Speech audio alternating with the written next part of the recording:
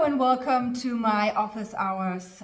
This is Dr. Carolina Kuepper-Tetzel, and today I would like to talk about a brand new series of experiments one of my colleagues here at the University of Glasgow has conducted together with his students. So my colleague's name is Dr. Jamie Murray, and together with his dissertation students, he has looked at the effect of drawing for learning and memory.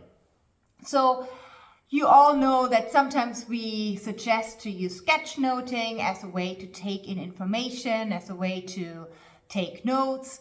And we also talked quite a lot, and we do on our blog, we talk a lot about dual coding. So, you know, when you read something, to create a visual and to add and enrich that learning experience in that way to enhance memory performance in the future.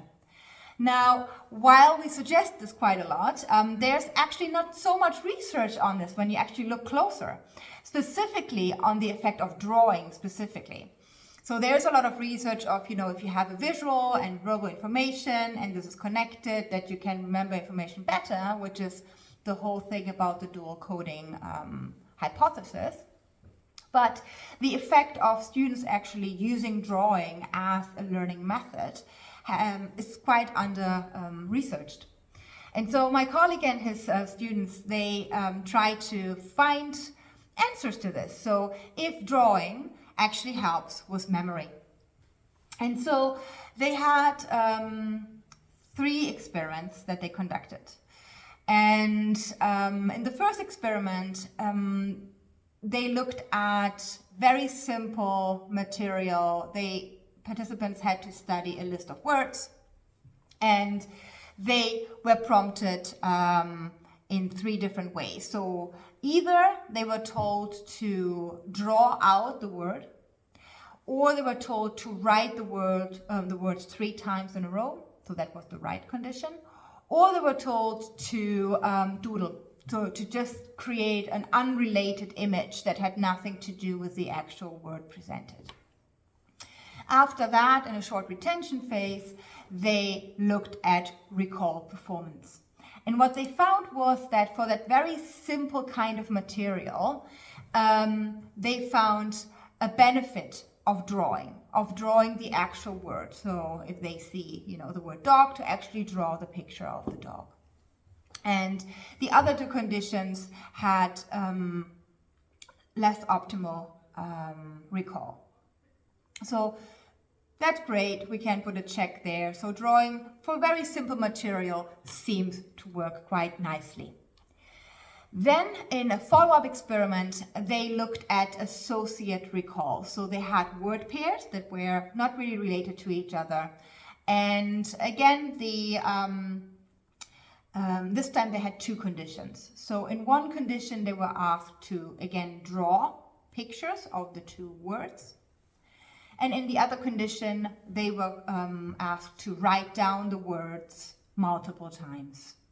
And again, when you look at recall later on, you see a benefit of drawing. So participants who drew the different words into an image, they performed better than the participants who wrote out the words. In their final experiment, they wanted to find out whether that effect is due specifically to drawing, or if a different strategy that is also more elaborate, you know, where they have to come up with an image in their minds, would lead to the same effects. So they had, again, word pairs that they had to study. And then there were 2 conditions. In one condition, they had to draw out the words again. And in the other condition, they had to create a mental image of the word pairs. Now, what's interesting is, in addition to those 2 conditions, they added an additional layer. So what they did was that they also told some participants, when they do the drawing, to try to make a drawing that connects those 2 images with each other. So let's say if the word pair was dog and glass, they were asked to create an image that integrated dog and glass into one image. And the other half of participants were told to basically draw the two items but separate from each other without integrating them into an image. And the same instruction was used for the people who just imagined, who just used mental imagery. So they either were asked to mentally imagine that the two words would interact with each other in an image or just separate from each other. And interesting enough, if you do not give participants an instruction about actually combining the images with each other, then the drawing condition actually did not perform better than the imaging. In fact, the imaging actually outperformed the drawing. However, if you specifically instruct participants to form images and to draw images that connect those two words with each other in an image, they saw again a benefit for using drawing as a strategy. So there's quite a lot in there. It's quite interesting. What we can learn, I think, in conclusion is, first of all, drawing seems to be quite helpful to study and to take in information and then later on to recall that information. When it comes to drawing and looking at associations between concepts and words, so here we're still using very simple material, right? So we're using word pairs as material.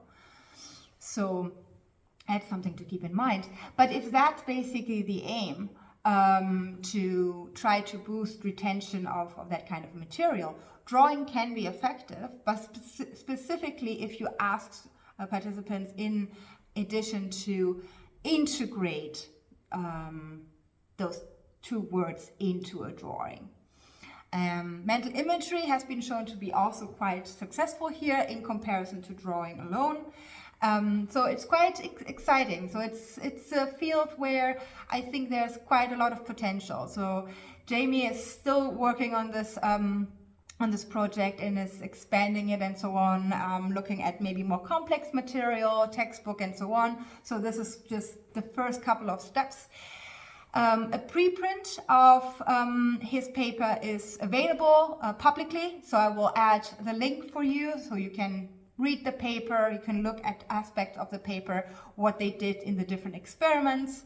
But it's quite exciting and I thought I would share this brand new research, and I hope you enjoyed it. Thank you very much and bye.